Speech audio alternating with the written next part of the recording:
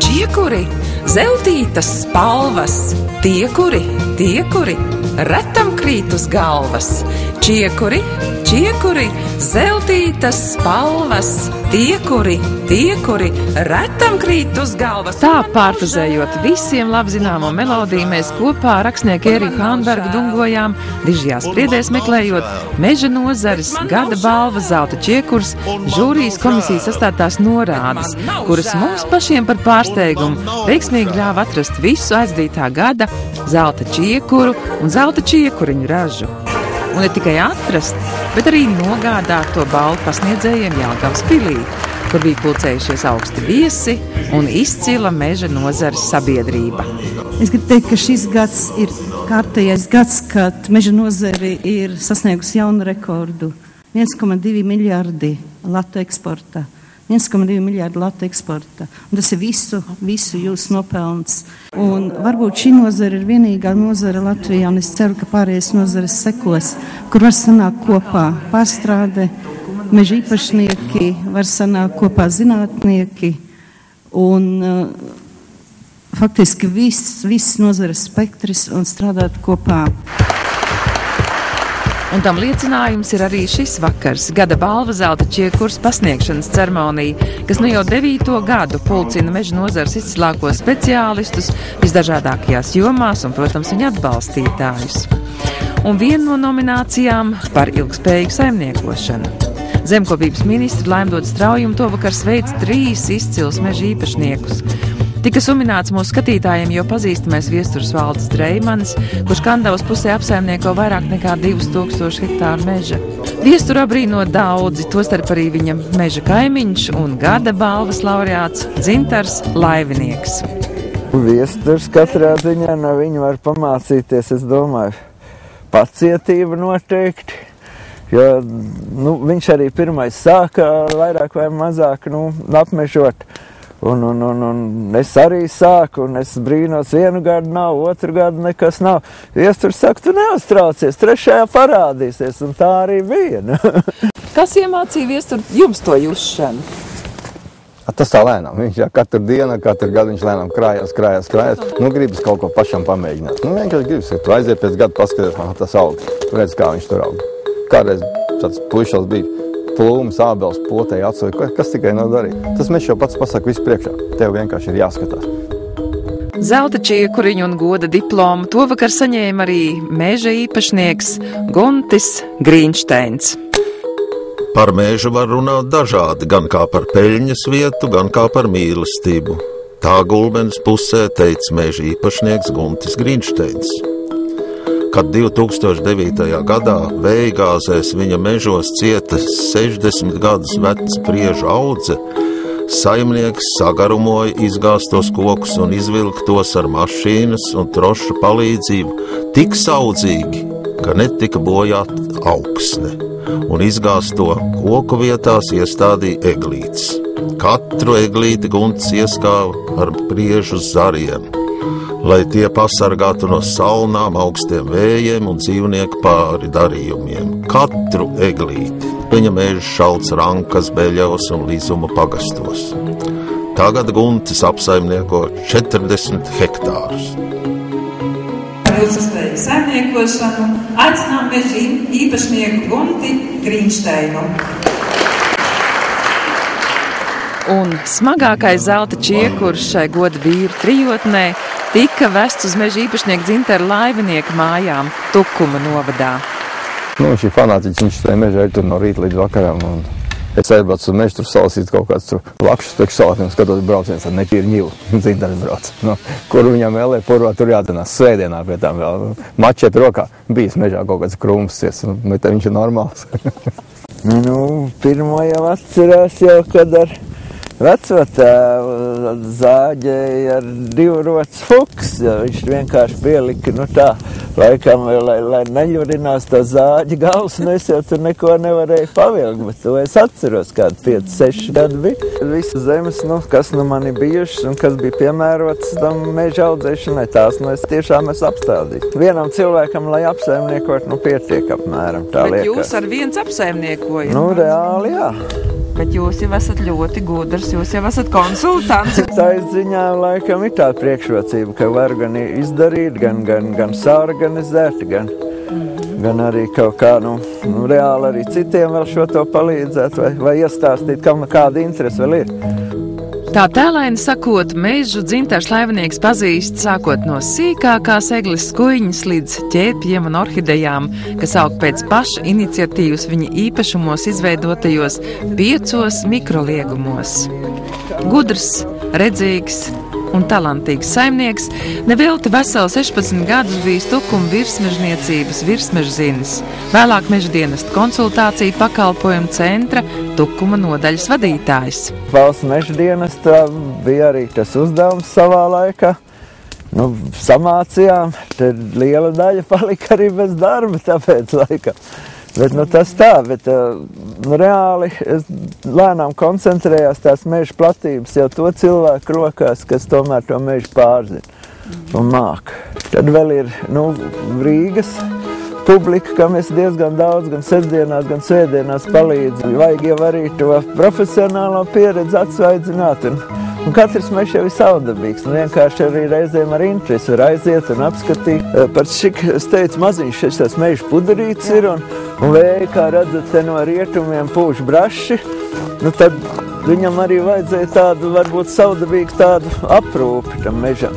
Un bija tā, ka bija ļoti resnas tās apses un ar milzīgiem zariem, un es izdomāju, ja viņas gāzīs, pirms tiem 5 gadiem praktiski man no tā pārējā meža nekā tur prātīgi vairs nepaliks.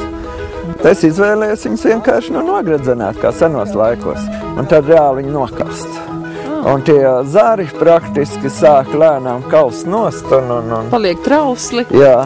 Un tādas apses jau krīt pārējo mežu saudzējot. Gods kalpot mežam.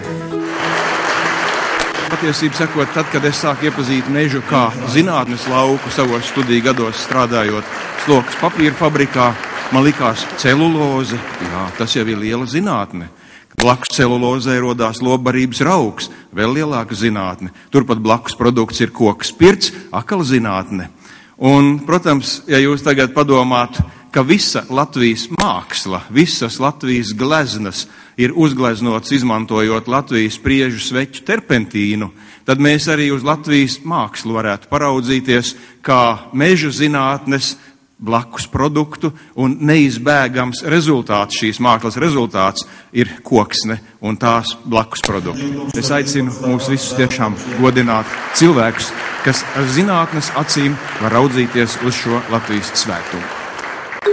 Meža un koksnes produktu pētniecības un attīstības institūtā par kokiem ir zināms viss. No dažāda skata punkta tas izanalizēts līdz pat sīkākajai šķiedriņai. Pavisam nesen institūta direktora vietnieka un testēšanas laboratorijas vadītāja Kārļa Būmaņa pāraudzībā pabeigts nozīmīgs projekts – pētījums par koksnes biomasas izmantošanu enerģijas ieguvē. Testi, ko mēs veicam, ir tieši saistībā ar koksnes biomasas kvalitātes parametru noteikšanu, kas pēdējā laikā paliek arvien aktuālāk, ne tikai ārvalstu tirgos, bet arī tepat pie mūsu uz vietas ir ļoti daudz katlumājas sāk izmantot apkurē un arī jau elektrības ražošana izmantos koksni, un tāpēc arī nepieciešams uzzināt šos te parametrus un kvalitāti. Akmeņi jau iespējams mēs kādreiz izraksim, un arī gāzi droši vien, ka nav neierobežotā daudzumā, bet koksni tā mums ir pieejama, un es ceru, ka būs pieejama arī turpmāk ļoti daudz, un kamēr saule spīdēs, tikmēr arī mūsu koksni arī būs. Mūsu laboratorija ir viena no 3 laboratorijām, kuras ir Latvijā uzskatāmas par neatkarīgām. Es domāju, tieši ceļu laboratorijas. Tas darba profils ir visi ceļi, tajā skaitā meža ceļi, un izrādās, ka, tā pieprasījums pēc mūsu tās darbības sfēras ir, valsts mežiem ir lielāks nekā valsts ceļiem, tā ir izveidojies. Jūs esat radījis tādu visnotaļ oriģinālu metodi tiem meža ceļiem. Mēs šo darbu izstrādājam kopā ar savu bijušo kursabiedru no universitātes. Viņš darbojās ar būvkonstrukcijām, aprēķiniem, es vairāk ar ceļiem, un tad mēs kopīgi faktiski izveidojām šo risinājumu. Būtība ir tāda, ka uz praktiski jebkādas, tādas mīkstas virsmas, tas var būt pat purvs, ne gluži tāds, ka tur var noslīgt viņā, bet ja cilvēks var pa viņu paiet, tad faktiski tur arī var uzstādīt šo te ceļu. Šo te ceļu uztaisīt tādu tā kā kustīgu, viņš nav stinks, bet tajā pašā laikā viņš arī nav tāds, kas jūk ārā. Un tagad ir jau pirmie eksperimenti bijuši, jau reāla eksploatācija ir bijusi, un pierādījies, ka praksē viņš ļoti labi darbojās. Ja. Par paveikto 2012. gadā galveno balvu zelta čiekurs nominācijā par zinātnes ieguldījumu nozares attīstībā saņēma jaunais un talantīgais Valsts Mežzinātnes institūta Silau vadošais pētnieks Āris Jansons. Mežā dzimis, mežā audzis un tik gudrs. Tā sanāk, principā, jo tā bērnība ir pagājusi Slīteres rezervātā tajā laikā, tagad Nacionālajā parkā, un jau ir 4. paudze, kas ir saistīta ar mežu pa tēvu līniju, un arī vecais tēvs ir bijis mežsargs. Un arī Ārim, talantīgajam Silau zinātniekam Ārim Jansonam, mežs ir asinīs. Ja vien ir izdevība, viņš pamet savu visnotaļ radošo darba vietu Mežzinātnes institūtā Silava un pazūda mežā. Vai lasa lekcijas kādā no Lauksaimniecības universitātes meža fakultātes auditorijām. Un var tikai apbrīnot, cik gados jaunais zinātnieks ir paguvis sasniegt. Imant, šodien skolotājam sirds gavilē par savu skolnieku. Es esmu ļoti gandarīts par savu izvēli, un Āris man nav pievīlis, un es domāju, ka mēs vēl daudz par viņu dzirdēsim, jo viņš ir manā 50 gada zinātnes darbstāžā neesam saticis tik veiksmīgi jauno pētnieku, kas īsā laikā būtu nokārtojis savus akademiskos grādus, kas saka maģistru un doktorantu, vienlaicīgi arī veicot pētniecisko darbu un ne tikai vietējos, bet jau starptautiskā mēroga. Āris ir tagad plaši pazīstams jau mums Ziemeļvalstīs, Eiropā un piedalās daudzos Eiropas projektos. Un priede arī tika pārmantot, jo Imants jau priedu pētīja.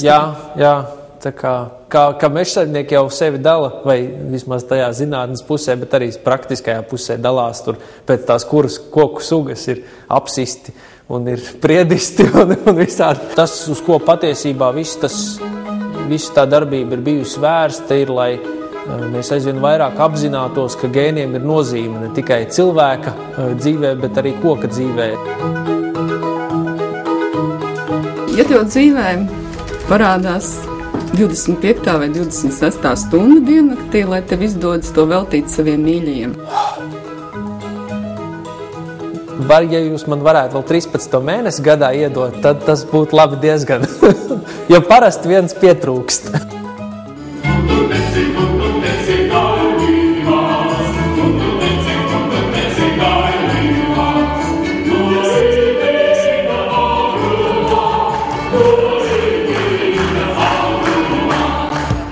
Kāds gudrais ir teicis, nevis tās zināšanas ir vērtīgas, kas uzkrājas prāta tauku veidā, bet tās, kuras pārvērš par prāta muskuļiem.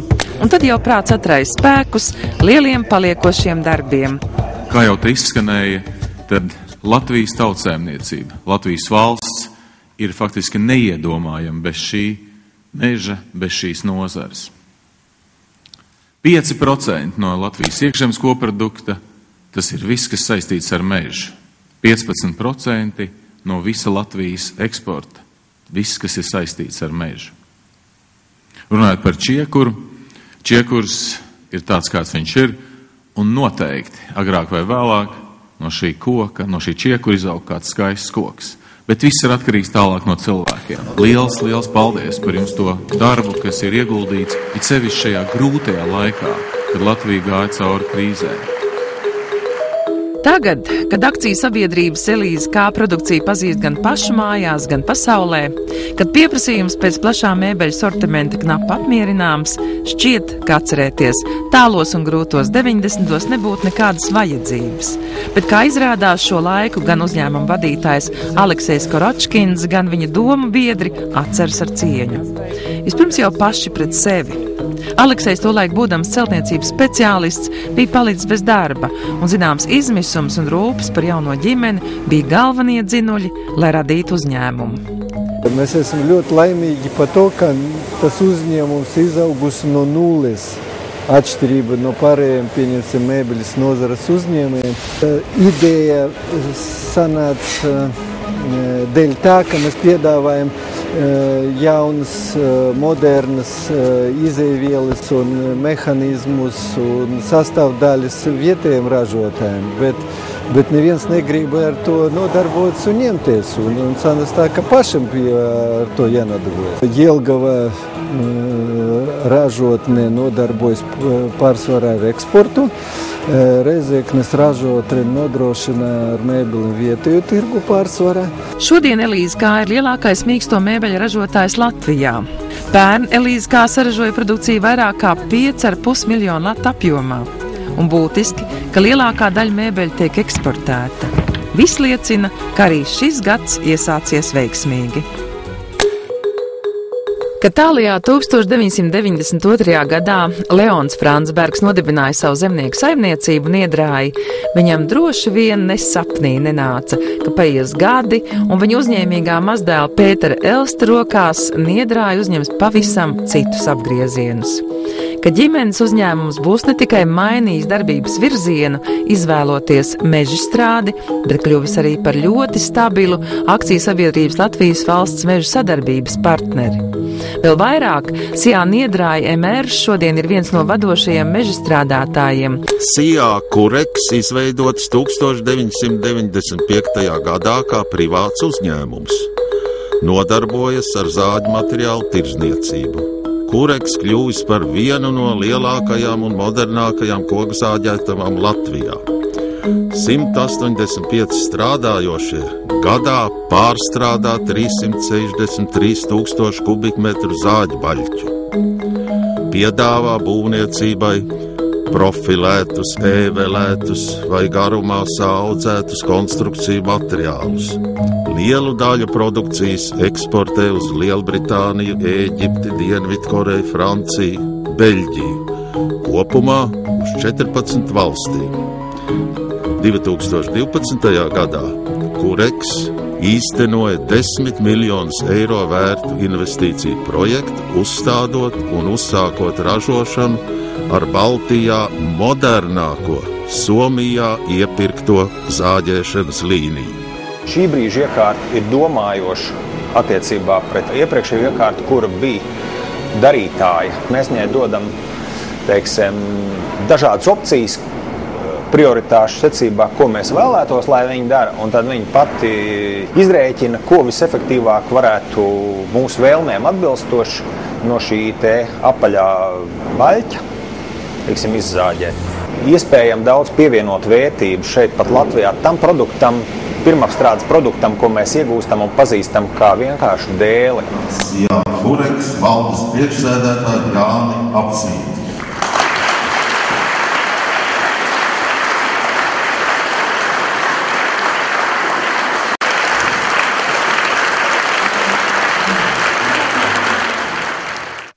Nominācija par mūža ieguldījumu. Mani esot šeit pārņēma tādas divas latviskas īpašības - skaudība un zinātkāri. Bet tā skaudība, es domāju, ka šoreiz nav ļauna. Man ir skaudība, ka cilvēki savā mūžā ir spējuši izdarīt tik daudz, un vēl arī acīm redzot daudz spēs. Zinātkāri, jo šeit, jau šajā īsajā laikā es uzzināju tik daudz un sapratu, ka tomēr tai mežā ir vēl tik daudz nezināmā, ka mums vēl visiem un mūsu nākamajām paudzēm pietiks ko domāt un attīstīt. Tovakar gada balvu zelta čiekurs, ministru kabineta atzinības rakstu un speciāli šai nominācijai veidoto zelta priedes sēkliņu, ko nesāt pie sirds, saņēma viņi visi.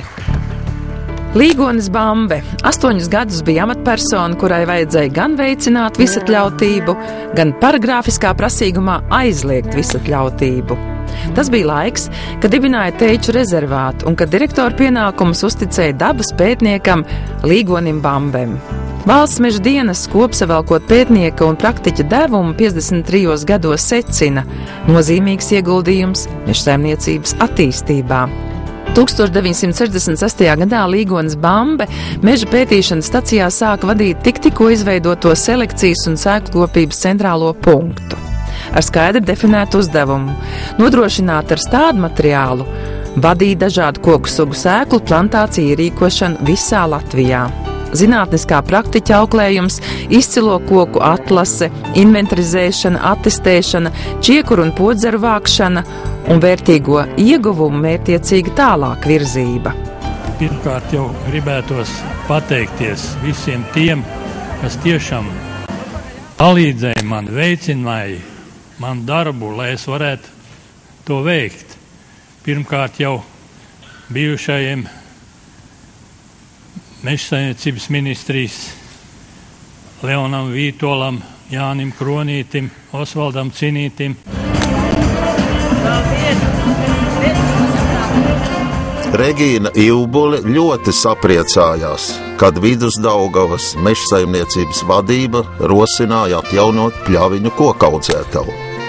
Man dvēselē mūzika skanēja, knapi noturējos, lai nepateiktu, ka esmu ar mieru arī bez algas strādāt.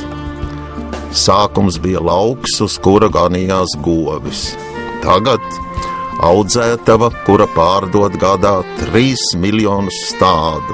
Ietilpīgi trāpīgs ir Roberta Strīpnieka raksturojums – saprota mežu.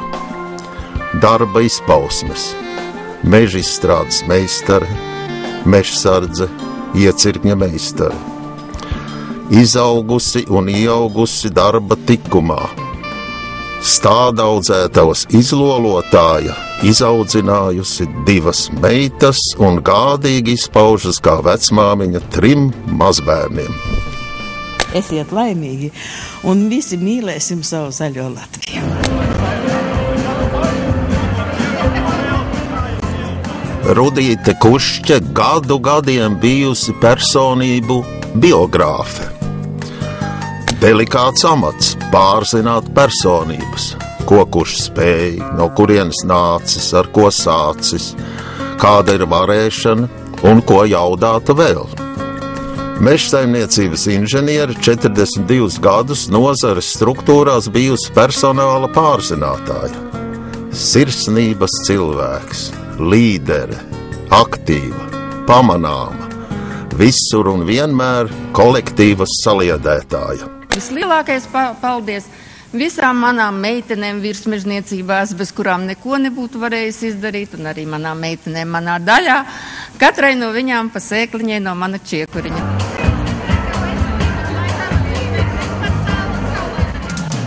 Juris Ķeviņš praksē pierādījis, ka mežstrādes atliekas var 100% savākt un 100% izmantot liederībās.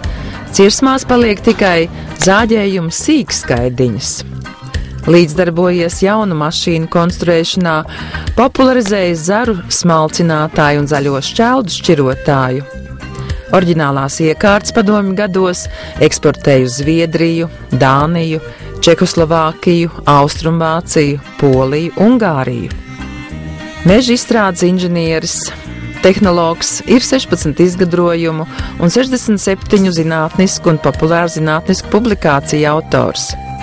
Nodibinājis Sijā Kilbe uzņēmumu, kurš 10 gadus vienīgais Latvijā organizēja koksnes atlieku, savākšanu, šķirošanu, šķeldošanu, transportēšanu, glabāšanu un eksportu. Juris Ķeviņš impulsēja Skultes kokostas rašanos un bijis tās ģenerāldirektors. Vienmēr radoši, pārsteidzošs. Par fanātisko azartu nekā neatstāt cirsmā Juri Ķeniņu reizumis kolēģi apsmaidījuši. Tu kā tāds Japānis negribētu pieļaut, ka pat koka lapa nokrīt neliederīgi. Jāpateicās saviem vecākiem, kas maniem mācīja mīlēt mežu, jo viņi bija atsveķotāji mežā.